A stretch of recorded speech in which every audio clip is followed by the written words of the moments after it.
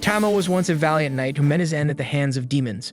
However, after his death, he was reincarnated into the body of an S-rank behemoth, a creature capable of destroying entire nations in seconds, but at least that's what his status screen claims.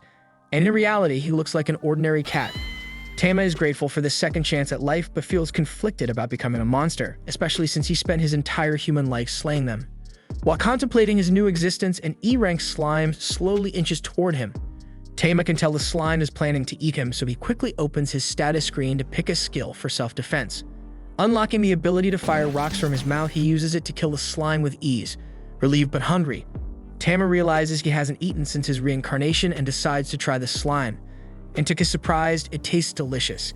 And even better, eating monsters grants him their skills, and from the slime, he gains the ability to store items.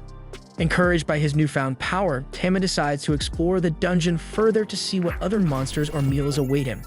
And being an S-rank, none of the dungeon's inhabitants pose a real threat, and he effortlessly slays minotaurs, golems, and snakes, devouring them and absorbing their skills. So life as a cat monster isn't so bad after all, and Tama begins to enjoy his new existence. Meanwhile, at the dungeon's entrance, a well-endowed elf girl arrives, ready to begin her adventuring day. Back with Tama, his exploration leads him to a treasure chest, sitting in the middle of a room. Thrilled, he rushes to open it, excited to see a treasure in real life for the first time. And inside, he finds a massive gem, but before he can celebrate, he realizes the chest was a trap. And instead of being a mimic, the trap teleports him to a hidden boss room. So now Tama finds himself perched on the back of an earth dragon. And unlike the other monsters he's faced so far, this one is also S-ranked, meaning he won't be able to one-shot it like the rest. The Earth Dragon then mocks Tama for daring to intrude upon her lair, vowing to end his life. But Tama, literally only an hour old in this new life, refuses to die so easily. So he retaliates with his rock attack, but it's hilariously ineffective against an Earth Dragon. And the rocks bounce harmlessly off her tough scales, ricocheting into the ceiling and creating a small hole. The dragon counters by slashing at him, and Tama uses his Iron Body skill to defend himself. But while the skill keeps him alive, the slash still leaves him with severe injuries. The dragon, impressed by his survival, declares him tenacious but still no match for her, so she lunges forward to finish him off. But in a last-ditch effort, Tama activates a newly unlocked flight skill and slashes out her eye with his tail before escaping through the hole in the ceiling. Gravely wounded and losing blood rapidly, Tama desperately tries to make it out of the dungeon to find a safe place to recover, but he's mere steps away from the exit when he collapses from blood loss. As he lies helpless on the ground, he hears something approaching from around the corner.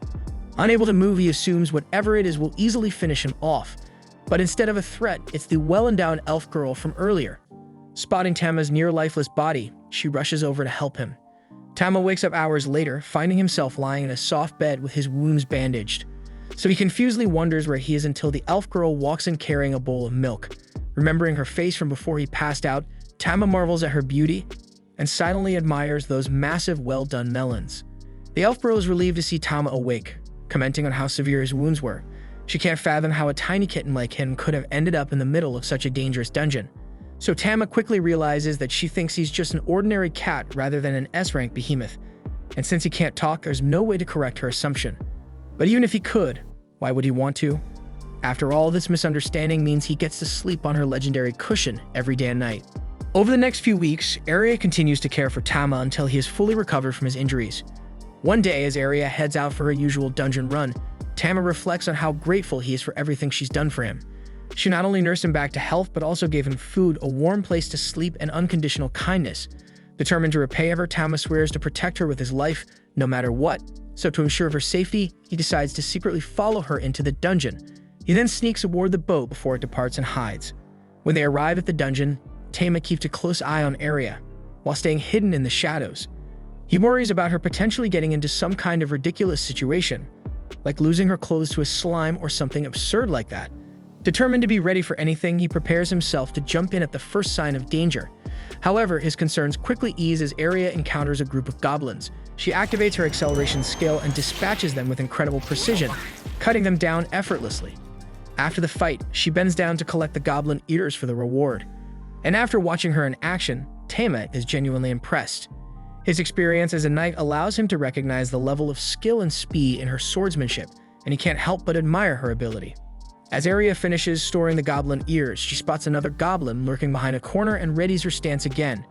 She's already met her quota for goblins today. But if this one insists on attacking, she'll deal with it. What she doesn't realize, however, is that this isn't a regular goblin. It's a goblin mage.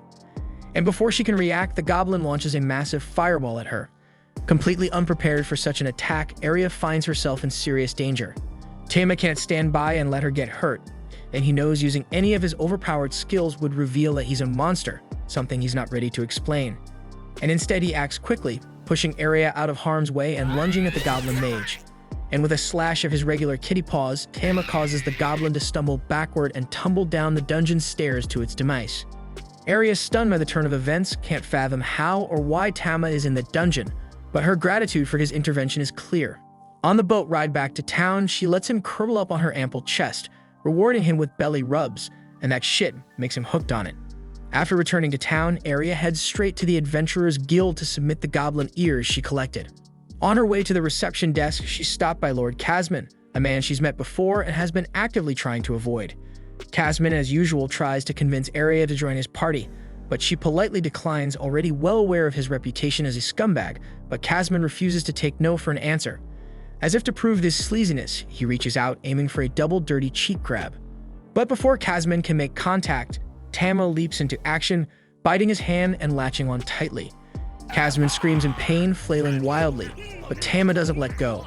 When Casman finally shakes Tama off, the cat lands on his face, clawing him up before jumping back to Arya's chest. Casman, now enraged and humiliated, reaches for his sword, intent on attacking Tama. But before he can swing, the guildmaster Arnold Schwarzenegger, known as Anna, grabs Casman's sword mid-draw and warns him that the guild has strict rules against drawing weapons for petty reasons like fighting a cat. So she warns him that there will be serious consequences if he proceeds. Realizing he's no match for Arnold's authority, Casman reluctantly backs down and storms out of the guild. Arya then thanks Arnold for stepping in, but he says it's nothing and praises Tama for defending her so fiercely. Arya then heads to the reception desk, where Arnold documents the goblin ears, officially completing her quest. Afterwards, Arya sits at a table to relax and spend time with Tama, and things seem wholesome as she tickles his stomach, but the mood and the looks in her eyes take a turn when her fingers drift a little too low, grazing his more private areas. And the pervert elf looks way too damn excited about that shit. Later, Arya gets ready to take a bath and insists on bringing Tama along. Still clinging to his honor as a former knight, Tama refuses to enter a women's bath. But Arya has other plans, and despite his protests, Tama ends up in the bath with her. While they soak, Arya begins to talk about her dreams. She tells Tama about how her village was nearly destroyed by demons years ago, but the legendary sword Saint Alicia appeared and saved everyone. And since then, Arya has dedicated herself to becoming as strong and heroic as Alicia. The next day, Arya heads to the guild with Tama, and as they walk through town, Tama notices how well-liked Arya is by everyone. The townsfolk greet her warmly, showing how much they admire her. When they arrive at the guild, Arya cheerfully greets Arnold at the reception desk. However, Arnold's face turns serious as he warns her that today isn't a good day to be here and advises her to leave quickly. Unfortunately, before Arya can take his advice, Casman struts into the guild with an air of smugness. He loudly announces that after being injured by her cat, he reported the incident to the Baron. And as a result, he was issued a special order declaring that Arya's pet cat must be put down. Arya is horrified. Even though she hasn't had Tama for long, he's already incredibly precious to her, and she can't bear the thought of losing him. So she falls to her knees, pleading with Casman to show mercy. Casman, reveling in her desperation, proposes a duel. If Arya wins, Tama's life will be spared, but if Casman wins, Arya must agree to marry him. The terms are grossly unfair. Not only is Casman a higher rank than Arya, but the stakes are heavily skewed in his favor. Yet with no other options to save Tama, Arya reluctantly agrees. The duel begins, and he immediately kicks Arya in the side, sending her sprawling. As she recovers, he sarcastically compliments her speed, taunting that it won't be enough to defeat him. Arya then switches tactics, throwing a flurry of daggers at Casman, but his knife-proof cape renders the attack useless, and he easily deflects them. Casman then closes the distance and presses forward, relentlessly striking with his sword. Arya struggles to defend herself, but is eventually disarmed, leaving her vulnerable and at his mercy. With her weapon gone, all hope seems lost for Arya. Tama watches the scene unfold, his mind racing. If he does nothing, Arya will be forced to marry Casman, but if he steps in and uses his skills, everyone will realize he's a monster. Casman then raises his sword, ready to deliver the final blow and force Arya to surrender. But just as he swings, Tama makes his decision to protect her and leaps in front of the blade, activating his iron body skill to block it. The force of the skill shatters the sword, leaving Kazman stunned. Tama then unleashes a powerful howl skill, sending Kazman flying into a cluster of nearby trees. And by pure coincidence, the broken sword flies in the same direction, aiming straight for Kazman's balls. And this result ensures Kazman's day goes from bad to absolutely miserable. The crowd erupts into murmurs, stunned by what they just witnessed. Everyone knows they saw the cat use skills, something no ordinary pet could do. Tama had anticipated this moment, knowing his actions would reveal his secret, so he's certain it's only a matter of time before the crowd realizes he's a monster. And when they do, they'll likely come for him. But despite this, Tama feels no regret because his only concern was protecting Arya, and in that he succeeded. Arya and Arnold then approach Tama cautiously, both clearly amazed. They begin discussing what Tama could be, but instead of concluding he's a monster, they convince themselves he must be an elemental cat, a rare and magical creature. Tama, stunned by their misunderstanding, can hardly believe his luck. Arnold then declares Arya the winner of the duel, and with the matter settled, everything returns to normal, or as normal as life can be for an overpowered cat with the most legendary and comfortable cushion in the world. The next morning, Arya tries to cuddle Tama out of bed, but the playful kitten decides to nibble on her ear in a way that leaves her flustered and blushing uncontrollably. As a former honorable knight, Tama quickly decides to stop before things get even more awkward, so he jumps off the bed to walk away. However, Arya continues calling after him, her tone filled with longing, making the situation even stranger for Tama. Later, Arya takes Tama to the blacksmith's shop to visit her friend Vulcan. The moment they arrive, Vulcan's attention is immediately drawn to Tama, unable to take her eyes off the adorable kitten. Arya talks about Tama, sharing stories as Vulcan eagerly asks to hold him. Tama looks thrilled as Vulcan lifts him up, admiring his cuteness. However, Arya quickly shifts focus to the reason for their visit. She needs Vulcan to make armor for Tama. Vulcan is delighted at the idea, excited to work on something so unique and charming. So she begins taking Tama's measurements right away, promising Arya she'll create the perfect armor for him. As Vulcan gets to work, Arya bends down to whisper to Tama, asking if he's ready for an adventure. Tama eagerly agrees without hesitation, his tail flicking with anticipation. While Arya and Tama make their plans, Vulcan is laser-focused on crafting the armor, treating the task like it's her life's mission. In just under 10 minutes, Vulcan proudly presents the completed armor, and it turns out to be a masterpiece. Tama looks dashing in it, and the fit is perfect. However, Vulcan admits she's still struggling with another issue, Arya's sword. Despite reforging it over 100 times, she hasn't been able to make it any lighter, which makes it difficult for Arya to wield effectively during her quests. After some thought, Vulcan suggests forming a temporary party. This way she can observe Arya in action, watching how she swings the sword to better understand the problem and find a solution. That day, the team dives into the dungeon, where Vulcan quickly demonstrates her strength, smashing through the hideous goblins they encounter. Arya watches with pure excitement, marveling at Vulcan's boldness and power, while Tama thinks Vulcan is both fearless and incredibly skilled. Her skills are further validated when she blocks a fireball attack from one of the monsters, using an ability derived from her smithing talents. Vulcan explains that her power allows her to wrap her armor in different elements, making her versatile in battle. Then with the path cleared, Vulcan steps aside, encouraging Arya to take over with her sword. Their next challenge turns out to be an ugly, oversized orc. The creature's grotesque appearance is both disgusting and intimidating, but Arya attacks anyway. Using her acceleration skill, she tries to land a strike, but the orc skillfully blocks her advances.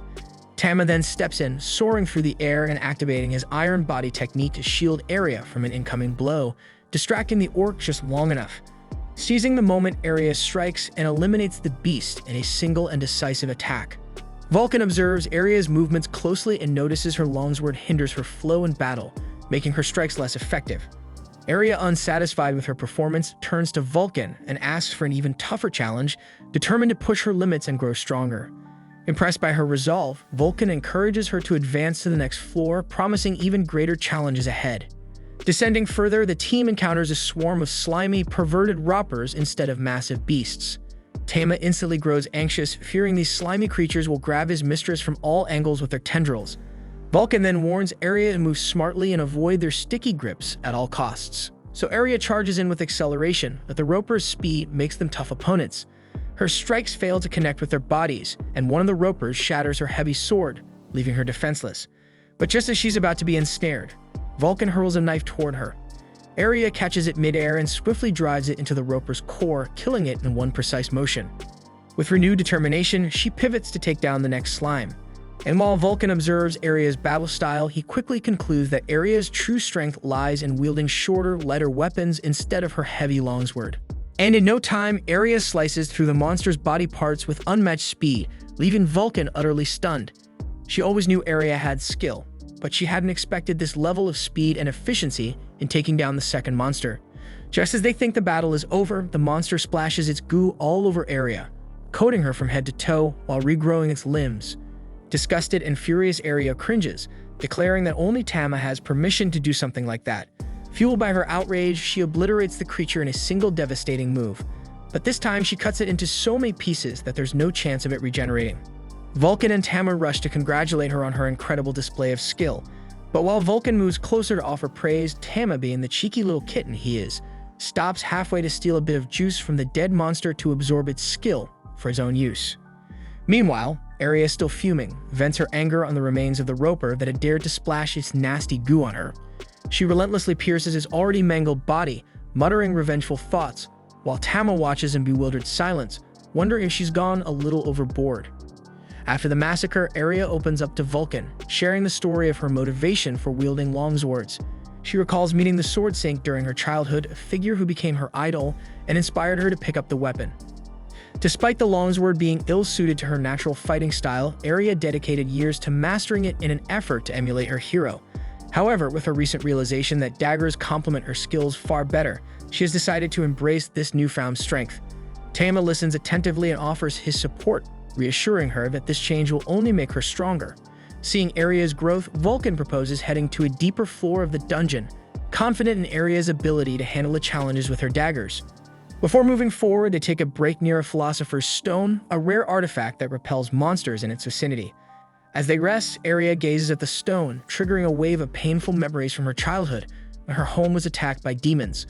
Lost in thought, she barely notices Vulcan's concerned look, but when Vulcan gently asks if something is wrong, Aria brushes it off, quickly changing the subject and steering the conversation elsewhere. While the group takes a break, Amma splashes around in a pool of water, carefree and enjoying himself. Seeing him having so much fun, Aria decides to join in, removing her plot armor and giving Tama a clear view of what's beneath. Vulcan soon joins and the three take a refreshing dip together. But as Tama swims, he tries hard to focus on anything but their exposed classified documents.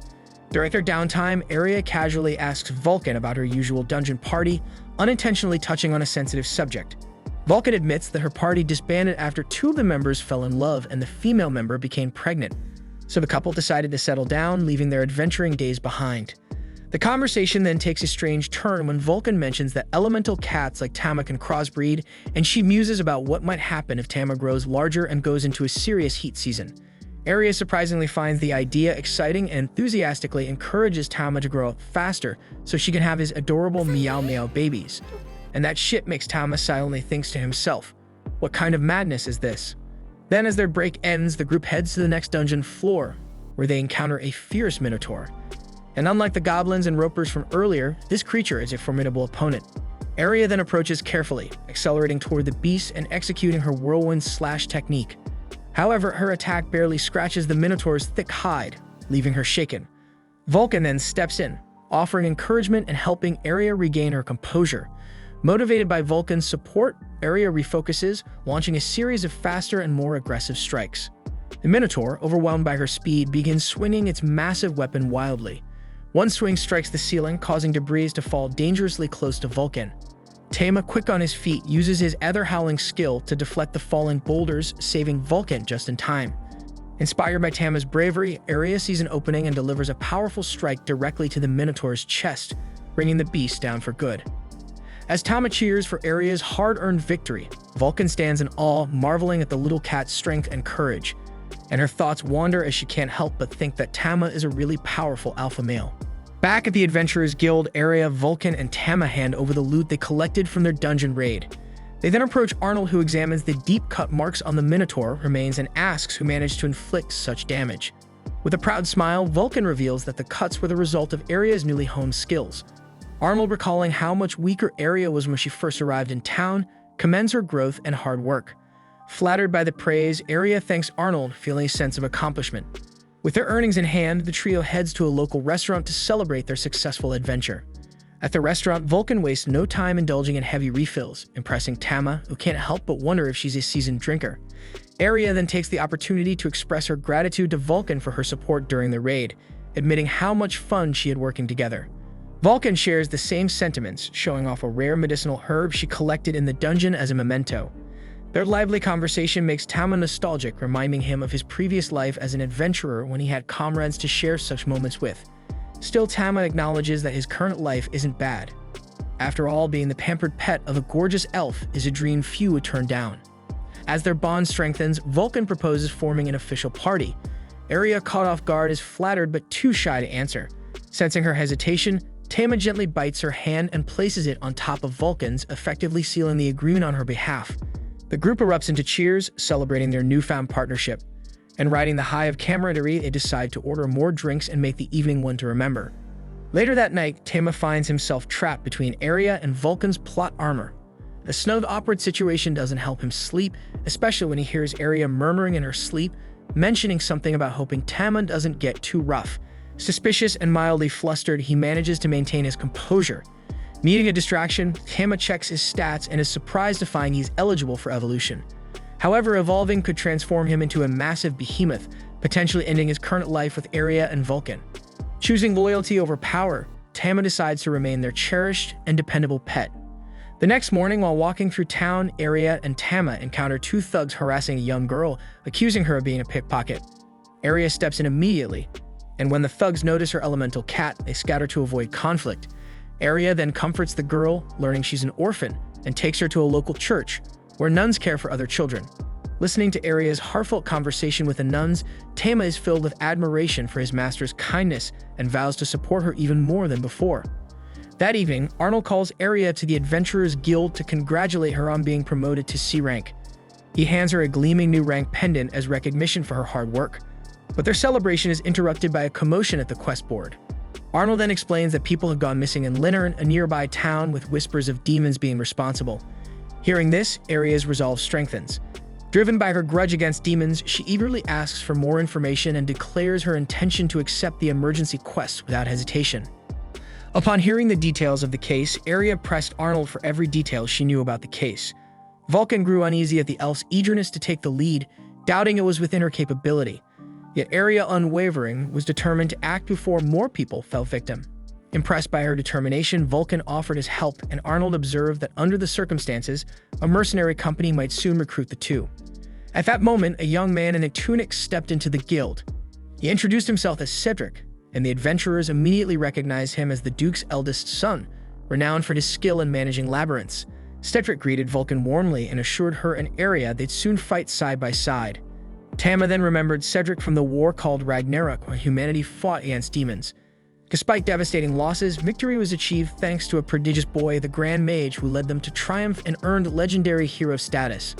Amid the excitement, Aria grew concerned their group was too small to handle such immense threats. Arnold, captivated by Cedric's charm, reassured her, claiming Cedric could amaze anyone. As Aria held on to him affectionately, Arnold reminded her to keep such displays private. Aria curiously asked if they were a couple, and Vulcan confirmed it, leaving Tama baffled. Remaining quiet until they returned home, Tama noticed his master's unease. Understandably so, given the looming dangers of their journey alongside the hero. The cat Tama licked the elf's face as if to comfort her, and she kissed him back.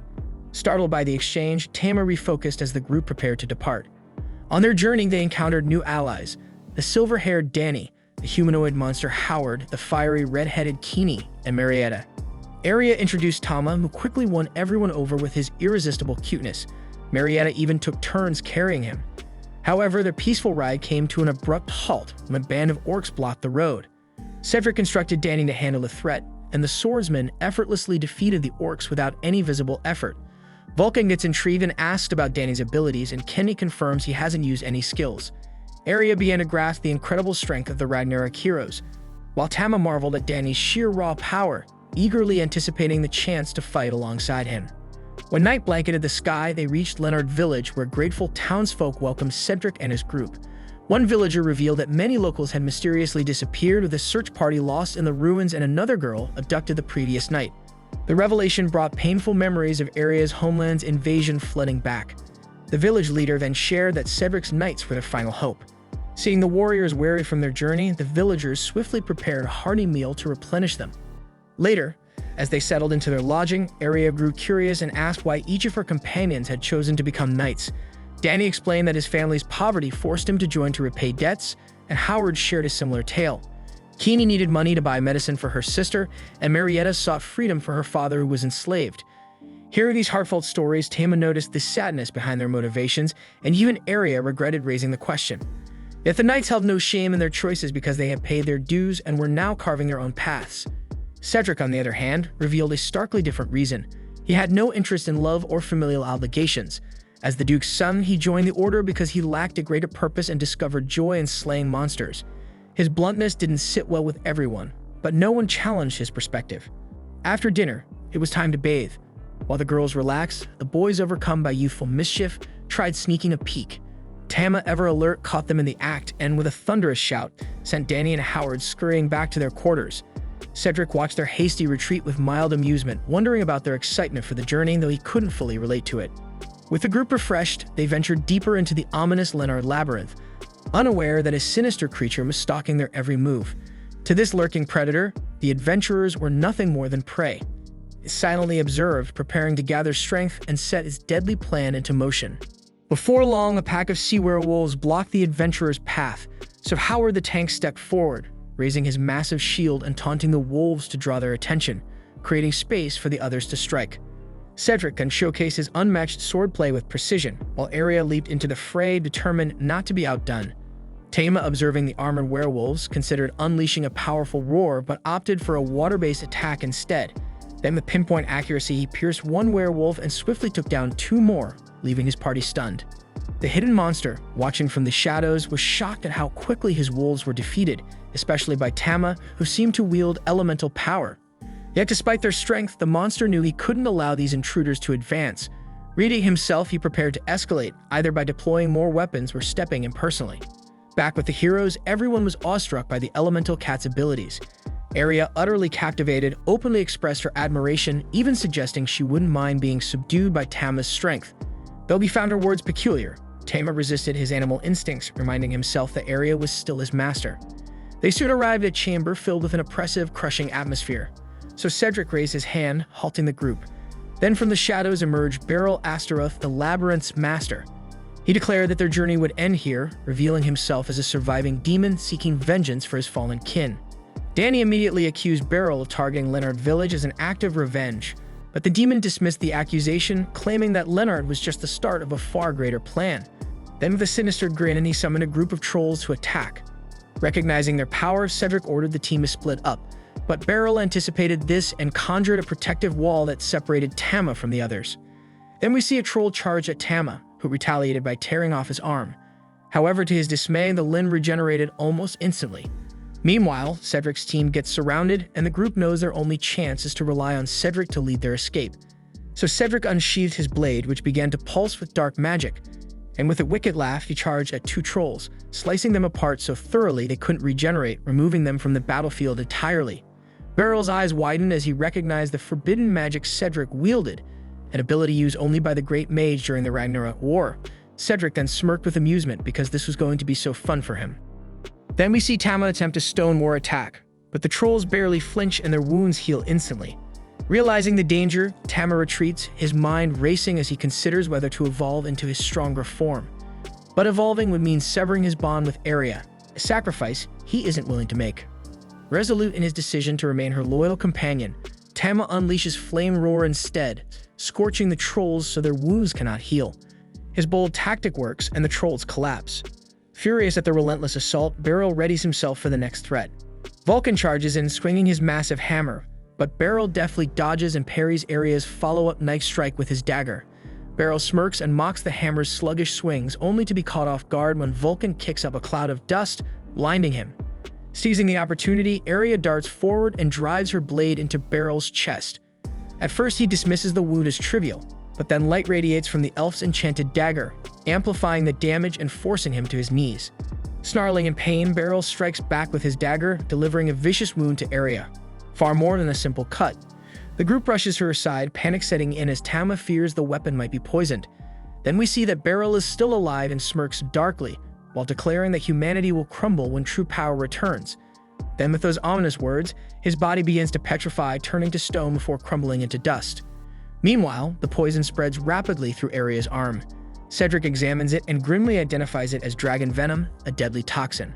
Howard presses the wound against his enchanted shield in an attempt to slow its progress, and the group rushes back to Leonard Village. The village doctor confirms their worst fears. Dragon poison is fatal within a day and a half, and no one has ever survived without the eye of an earth dragon. Desperate to save Aria, the team debates hunting the beast, but Cedric vehemently objects, arguing there isn't enough time. As Aria's pain intensifies, Tama, overwhelmed by guilt and desperation, flies out the window. Memories of Aria saving his life flood his mind, and he vows to return the favor, even if it costs him everything. He races to the ruins where he was reborn as an elemental cat, prepared to face the Earth Dragon, the same creature he fought once before and barely survived. The dragon, surprised to see Tama return, sneers and mocks him for fleeing their last encounter. But this time, Tama doesn't waver. He knows deep down that his current strength won't be enough. Faced with no other choice, Tama makes a life-altering decision. He chooses to evolve into a full behemoth, embracing his ultimate power to save Aria.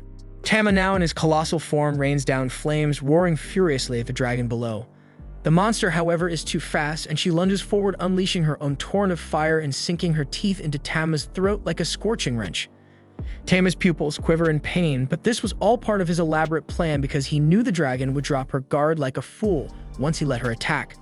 As she bites down, Tama counters by whipping out his flame edge, driving it into her eye and popping it like a water balloon. The dragon finally falls in defeat, but Tama's mana runs dry, reducing him back to his little furball form. There's no time to dwell on his sad evolution because he has to deliver the dragon eye to his master. So he quickly stores the dragon eye in his inventory, unfurls his bat-like wings, and flies off to deliver it to Aria. Back at their house, Aria lies patched up, fighting to survive. Vulcan sits by her side, tears in his eyes as the party watches the heartbreaking scene in silence. Then suddenly, a loud thud outside startles everyone. Cedric and Danny rush out to find the Earth Dragon's corpse and the tiny, exhausted Tama lying on the dragon bloody. Cedric shouts that there's no time for details, ordering everyone to grab the dragon eye and heal Aria immediately. As they hurry, Tama quietly prays for Aria, unaware that she is trapped in a deep nightmare. In her dream, Aria sees her village in flames, ravaged by destruction. At the age of 13, her home was attacked by demons, hunting for the Philosopher's Stone and mercilessly killing anyone in their path.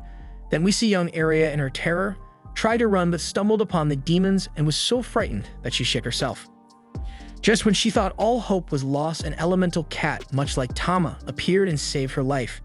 Aria then jolts awake, the memory of the past fresh in her mind. So she now understands why she has always loved cats. Her eyes then land on Tama, curled up beside her, and she feels a wave of gratitude. The next morning, everyone is overjoyed to see Aria looking better. Arnold, overcome with emotion, starts crying uncontrollably.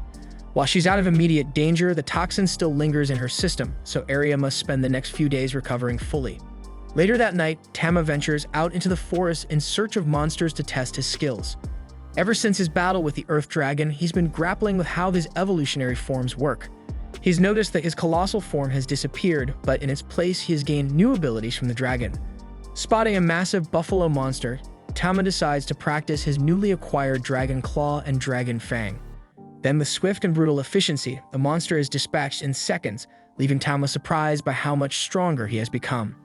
Suddenly, the sound of light footsteps catches Tama's attention. Out of the darkness steps a maiden, her tattered clothes and sleek features contrasting with her unsettling aura.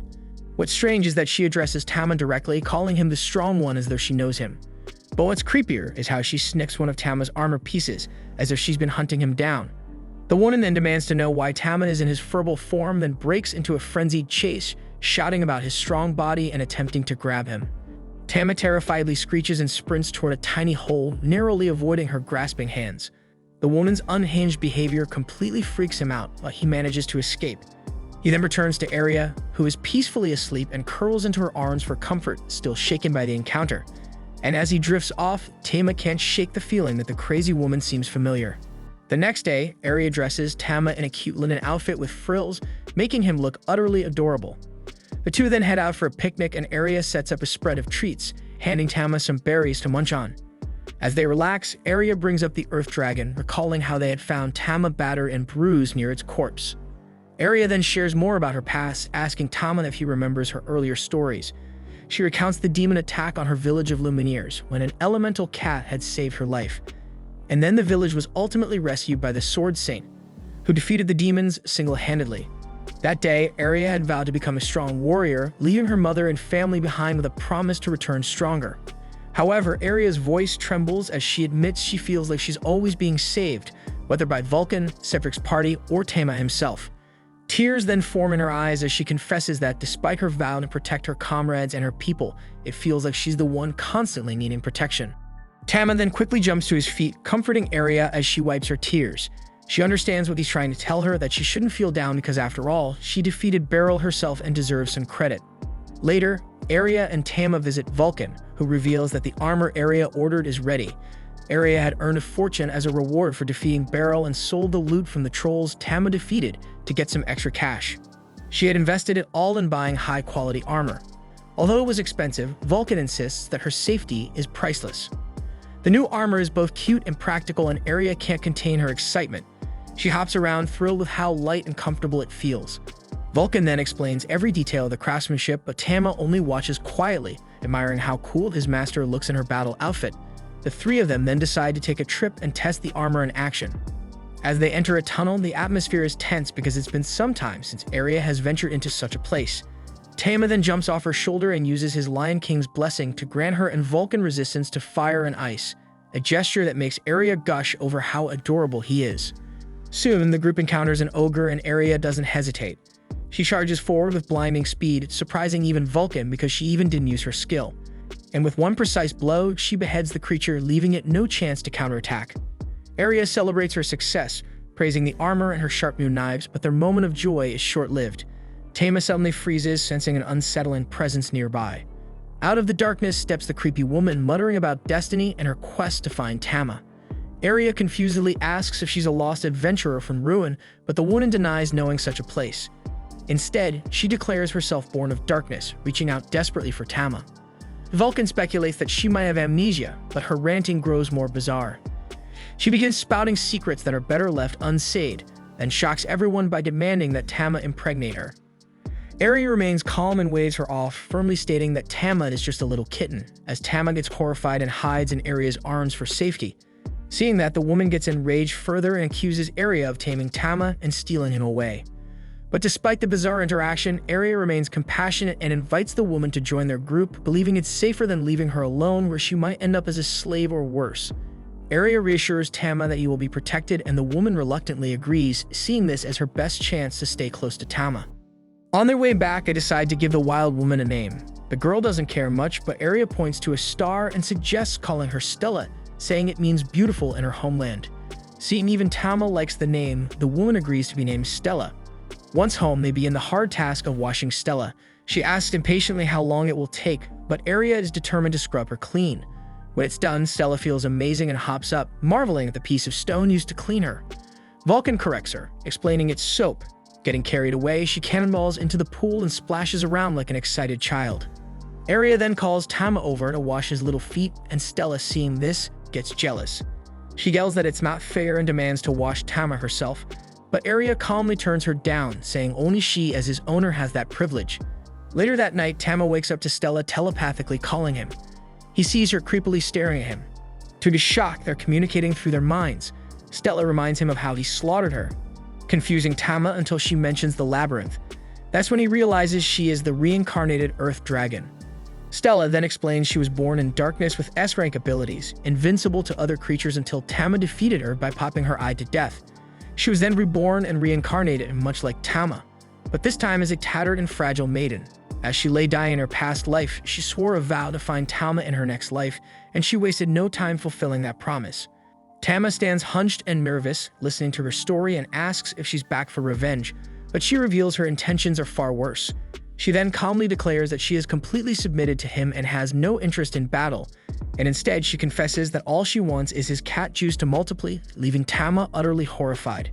She passionately admits that he is the only strong male she has ever encountered, and she has fallen hopelessly in love. And without warning, Stella lunges at Tama, her intentions crystal clear. But just in time, Arya intervenes, pulling Tama to safety and leaving Stella quivering in a corner in shame.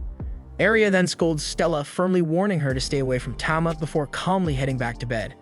However, as Tama tries to settle down, he can still hear Stella's ominous muttering in the darkness, promising that she'll find a way to reach him eventually. The following morning, Arya treated Stella to breakfast. Experiencing real food for the first time, Stella momentarily lost her mind in sheer delight before quickly regaining her composure and diving into another internal conversation with Tama. After breakfast, Arya took her on a walk through town, hoping the sights would jog the memories Stella claimed to have lost. However, the only thing Stella could recall was the image of Tama leaping into her golden gloves, which she insisted was the only mystery she wanted to solve. This made Tama realize that in Stella's eyes, Arya was the stronger of the two. Arya then proposed that Stella become an adventurer as a way to find purpose. To help her prepare, she brought Stella to Vulcan's shop to address her plot cannons. Both Arya and Vulcan were slightly skeptical of Stella's choice to dress in an outfit that resembled something out of an On-Lifen's catalog, but Stella adored how the snug fit kept her melons cozy and secure. Arya then turned her attention to finding a suitable weapon for Stella. Stella, however, dismissed the concern by showing off her half-dragon abilities, which revealed she still retained a significant amount of her strength from her past life. The group tested a variety of weapons until Stella settled on a massive shield designed for giants. Tama then curiously asked why she hadn't chosen a sword, so Stella explained that losing to him had taught her the importance of defense. Satisfied, she paired the shield with the sword for balance, and the group headed into the dungeon to test for new equipment, with Arya assigning Tama to watch over her during the fight. But before Vulcan could devise a proper strategy, Stella charged ahead and stumbled upon 3 goblins casually enjoying a meal. The startled goblins then lashed out immediately, so Arya and Vulcan yelled for Stella to fall back and regroup with Tama, but Stella ignored them. She threw down her shield and sword, unleashing her dragon claws to shred 2 of the goblins in a heartbeat. The 3rd goblin launched a desperate counterattack from behind, but Stella grabbed her sword mid-swing and banished the creature to hell with a single strike. Arya and Vulcan stood frozen in disbelief, utterly paralyzed by what they had just witnessed. Meanwhile, Tama observed that Stella had been reborn with the same abilities she possessed in her previous existence. With no goblins left to challenge her, Stella grew increasingly annoyed and declared her hunger for stronger foes. The group then decided to venture deeper into the dungeon, eventually encountering 2 orcs. Stella wasted no time slamming the first orc against the wall with a thunderous force. The second orc hesitated, clearly regretting its decision to attack, but it was too late because Stella made quick work of it, leaving the corridor drenched in the entrails of her foes. Emboldened, the group decided to press even deeper into the dungeon, and eventually they arrived at a section infested with bacteria blobs. But before Arya could warn her, Stella charged headfirst into battle. However, her confidence quickly wavered when the blob's tentacles wrapped around her, sending a shiver down her spine. Tama, quick to demonstrate the consequences of underestimating these enemies, pointed out what could happen to her milkers if she got caught. This provoked Stella into launching a reckless attack, but the blobs countered by seizing her sword and drenching her in sticky love juices. The unexpected assault caused Stella to lose control, and Arya and Vulcan rushed in to save her. Tama, however, sensed that Stella's erratic behavior was tied to her dragon instincts. Using a tentacle skill of his own, Tama restrained the girls and the blobs, then unleashed a powerful water blast that wiped the blobs out, ending the reign of terror brought on by the cultured creatures. After regaining her composure, Stella felt humiliated by her moment of weakness. Tama offered her gentle reassurance, promising to shield her from harm in the future. This heartfelt vow caused Stella's dragon instincts to flare up again, as her body responded with an overabundance of dragon slime. Resolving to learn from her mistakes, Stella agreed to accept Vulcan's guidance, vowing to grow stronger and become a true asset to the team. This conversation triggered memories of the adventurers she had defeated in her past life, and she recalled how formidable they had been when working together. The thought of achieving that same level of strength now filled her with excitement and determination. Just then, Arya fell victim to her own intrusive thoughts. Turning to Tama, she fervently begged him to use his tentacle skill on her plot cannons. Tama was completely stunned, unable to comprehend the sheer absurdity of the request. But before he could even process what was happening, Arya began shedding her armor with reckless abandon. But fortunately, Vulcan intervened just in time, managing to subdue Arya before the situation spiraled even further out of control. Moments later, they resumed their trek into the dungeon, hunting for their next unlucky prey. After some deliberation, the group paused to strategize about Stella's role in their coordinated maneuvers. Given her brute strength and resilience, it was decided she would serve as the team's vanguard, acting as both a shield and an enforcer. Not long after, they encountered a cluster of orcs, so Stella immediately stepped forward, brandishing her shield to provoke the creatures into attacking. One orc, driven by reckless aggression, lunged at her. but she swiftly countered with a single decisive strike that severed its arm. As she moved in to finish the creature off, the desperate orc, now terrified, turned and fled like a scared pig. But Stella wasn't about to let it escape, and without hesitation, she pursued it with relentless determination.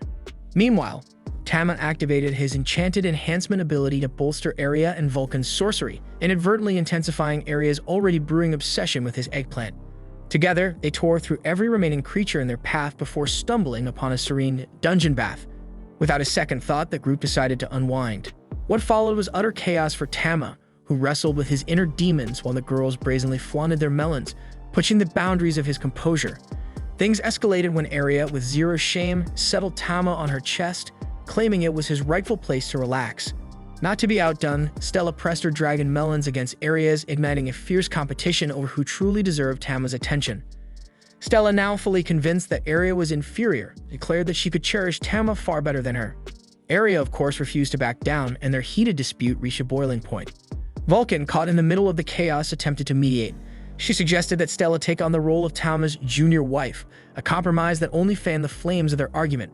As tensions rose, the sheer force of their clashing melons launched Tama straight into the ceiling, leaving him questioning every life choice that had led him to this moment. Later, the group returned to the guild to introduce Stella to Arnold. But before officially registering her as an adventurer, Arnold introduced them to a man named Reese, who had a unique request. He explained that he was preparing for an extended journey and needed a formidable team to safeguard a valuable possession. When Area inquired about the nature of the item, Reese insisted it wasn't something to discuss in public. He then led them to a secure storage facility, revealing that the mysterious item he needed protection for was none other than Stella's dragon carcass, which left her in shock. Reese then explains that these remains belong to a formidable creature that, at the very least, once defied its enemy. That's exactly what the merchant sees, prompting him to purchase the item without hesitation.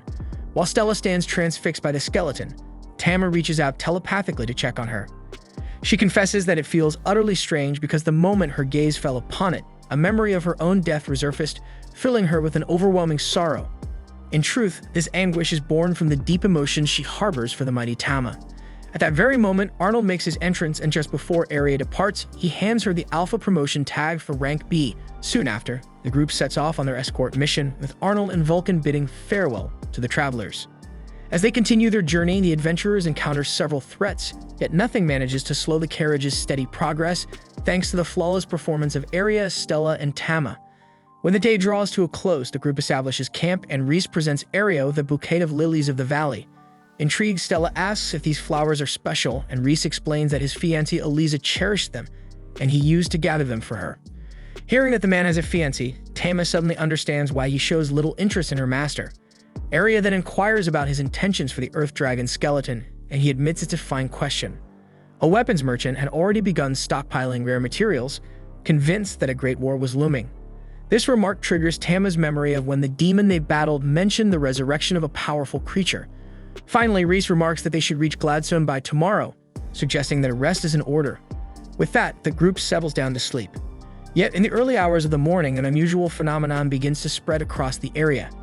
Tama rushes out of his tent, striving to understand what is unfolding, as everything around them seems affected except it appears for their own camp. Area then wakes up in the midst of all this chaos, while Reese calmly reassures everyone that the cargo is safe, explaining that what they're witnessing is simply the formation of a new labyrinth. Though few are aware, it is entirely possible for a dungeon to spontaneously pop up out of nowhere. The group then pushes forward, making their way through the thick fog that rolled in during the dungeon's creation, and Reese assumes they've navigated it safely. Area breathes a sigh of relief, though she admits she'd love to come back and explore further, while Tama ponders how newly formed labyrinths always offer rare materials freshly available for the taking. After distancing themselves from the fog, Reese turns to the adventurers and asks if they're interested in entering the labyrinth, noting that opportunities to explore a newly minted dungeon like this are as rare as hen's teeth. Naturally, it'd be even sweeter if they agreed to sell any valuable loot they found to him. The group's excitement builds over the challenge, but the merchant warns them to stay on their toes. After all, this place didn't exist just hours ago, so no one can say for sure what horrors lurk within, so every precaution is a must. Bearing that in mind, as they near the fog, Tama activates the Divine Lion's protection to shield his team. With that enhancement, Stella feels absolutely free to charge headlong into any danger, immediately sprinting forward despite Area's frantic calls to slow down. Unsure of how to rein in the wild elf, Aria recalls that Vulcan had scribbled a precautionary note in case she ever lost control. And the note read that if Stella fights alongside the team, she will allow her to hug Tama once. Hearing these words, Stella instantly reconsiders her reckless dash, turning back to rejoin her allies and settle down, all for a chance to snag a hug from his favorite cat. But amidst all this commotion, the group suddenly hears the sound of feminine laughter echoing around them, and a magical sphere materializes, cheekily asking if the adventurers are on the treasure hunt. The orb then signals for them to follow, and without a moment's pause, Stella dashes after it. But the illusion proves treacherous because it lures them straight into an ambush where two giant monkeys come charging. Stella then steps up as the front line, goading the attackers and drawing their attention onto herself. When one of the monkeys smashes her shield with a headbutt, Aria seizes the moment to swiftly eliminate both creatures. Aria then praises her companion's superb teamwork, yet Stella grumbles that her efforts were not merely for the group's benefit, but specifically meant for Tama. Amid this chaos, a nearby bush begins to rustle, and a soft, seemingly innocent voice pretends that no one is there. Not easily deceived, Stella commands the hidden figures to emerge before she has to pursue them. In response, two pixies materialize, each strikingly different in size. The smaller one introduces herself as Lily, a high pixie, while the larger one presents herself as Fury, a high dryad. Curious, Stella asks what these beings might taste like, to which Aria replies that they are pixies, commonly found in labyrinthine forests, though she herself has never encountered one before. Afterwards, she greets the pair, yet they seem solely fixated on Tama, immediately picking him up to lavish him with affectionate pats. Feeling that this favoritism is unjust, Stella launches an attack in exasperation, but Tama quickly intercedes telepathically, urging her to relax. Stella insists that these little creatures had intended to trap the group and even harm them, but Lily promptly refutes the claim. She explains that she and Fury had no harmful intentions because they simply wanted to befriend the elemental cat and were merely guiding him toward the treasure. Speaking of which, Fury reveals the splendid item hidden behind this labyrinth. When they open the box, they find an exquisite flask containing a potion that appears incredibly rare. Lily and Fury inform them that similar treasures are scattered around the area, but to obtain them, they must first secure a key concealed within a hive teeming with giant wicked bees. No sooner have they heard this than the bees attack, forcing Stella to take cover while Tama quickly counters with his howl. Simultaneously, Aria follows up with a whirlwind cut, slicing through all the bees in their path. Following their victory, Fury picks Tama up once more, marveling at how powerful he is despite his small, endearing size. Lily compliments the two companions of the cat, while Stella makes it clear that she's the one who truly gets things done. Meanwhile, Aria retrieves a key from a tree, and Lily, along with Fury, explains that she will be responsible for opening the door to the labyrinth's boss, the guardian of the dungeon's main treasure. Aria figures that this place must harbor some exceptionally rare items and suggests they take a break before proceeding, given their exhaustion from the long journey and the uncertainty ahead. At that moment, the pixies eagerly request to be taken to a human city, revealing their long-held desire to visit one. Later, the pixies are enchanted by their very first glimpse of a city. Aria, wanting to keep them safe, urges them to stay close so they don't get lost. However, the pixies are so mesmerized that they dart off toward the first enticing scent they detect. Frustrated, Aria has to scold them, warning that if they aren't careful, they might be captured. After all, fairies are rare and valuable. Finally, Aria declares that it's time to head to Ree's store and see what treasures they might come across along the way. Just then, she finds the pixies once again scampering off, this time snatching a bowl of human food from a nearby stall. Noticing this, Stella insists on sampling the food as well, and Aria quickly steps in to assure the stall owner that she'll cover the cost, mindful of his growing impatience. With that done, Fairy finally gets the chance to eat the food she had never seen before. Sometime later, the group visits Reese to have the rare item they recovered from the labyrinth appraised. Reese is thrilled to discover that it is the Tear of Truth, a liquid that prevents anyone who consumes it from lying. The merchant speculates that acquiring such an item must have been no small feat, and just as Aria is about to recount the ordeal, the pixies suddenly burst into the room, behaving like two naughty children. Upon seeing them, Reese is unexpectedly moved and apologizes for becoming emotional, though the truth is he has never seen pixies before. He then mentions rather abruptly that he forgot to attend to another matter and leaves without more explanation. Later that night, as bedtime approaches, Stella sidles over to Tama, eager to collect her reward, and it's a warm hug from him, but the cat promptly swats her away. Still, even Aria concedes that Stella performed remarkably well, so she asks her pet for just one embrace, and reluctantly Tama obliges. In that moment, Stella is almost in disbelief at what she's about to achieve. She hesitates, uncertain of how to claim her long-awaited prize. Finally, she softly strokes the little creature before leaning in with excitement to sniff his belly. Meanwhile, Vulcan joins the escort group after wrapping up her work in the city, only to be startled by a skeleton abruptly rising from the ground. But since the undead poses no significant danger, she casually shatters it with her hammer. However, as a bell tolls, a burst of purple energy envelops the scattered bones, leaving Vulcan scrambling to understand the bizarre phenomenon. At that very moment, the escort group arrives at the boss's door and turns the key. They step through the portal, leaving the fairies behind, who cheer enthusiastically for their comrades. On the other side, the team is met by a B-rank torrent dragon that immediately unleashes a flurry of potent magical projectiles, battering Stella's shield with relentless force. Still, Stella refuses to back down. Undeterred, she presses forward and bashes the dragon with her shield, successfully capturing its attention. Aria seizes the opportunity to try a flank attack, but the dragon senses the maneuver and swings its tail in her direction. Reacting quickly, Stella dashes back to intercept the blow with her shield, shielding her teammate. Resolute in her determination to keep the beast occupied, she reassures her teammates that she's got this, urging them to join the fray and end the battle swiftly, all while hurling taunts at the dragon as she fights. Tama is blown away by what Stella has managed to pull off with the group in such a short time. Once again, the tank remarks that she's the kind of person who simply gets things done. As the torrent dragon lunges at her with its claw, Stella grabs its entire limb, carving out a crucial gap in its defense, a gap that Tama immediately recognizes as his chance to strike.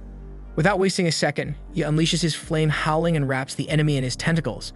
At that very moment, Aria charges forward at full speed, delivering a rapid slash to its throat that inflicts a fatal wound, ending the battle and sealing their hard-earned victory. Tama exults in their success, celebrating the defeat of their first boss and lauding his master, while Stella proudly boasts that they couldn't have triumphed without her intervention. Shortly afterward, the group stumbles upon a treasure chest containing 2 scrolls. Once activated, these scrolls emit a burst of potent energy into Aria's body, bestowing upon her an ancient ability known as Sacred Blade. With this new power in hand, the team makes its way back to the labyrinth forest in search of the pixies, only to find that the two are nowhere to be seen. Growing increasingly worried, Tama rushes toward the bowl of food that the fairy had been holding, fearing that something terrible might have happened to them. Meanwhile, back in his office, Reese rings his bell and reflects that it won't be long before something major unfolds. As he muses, his eyes linger on a portrait of his late fiancée, Eliza. Thanks for watching. Subscribe to not miss the next part.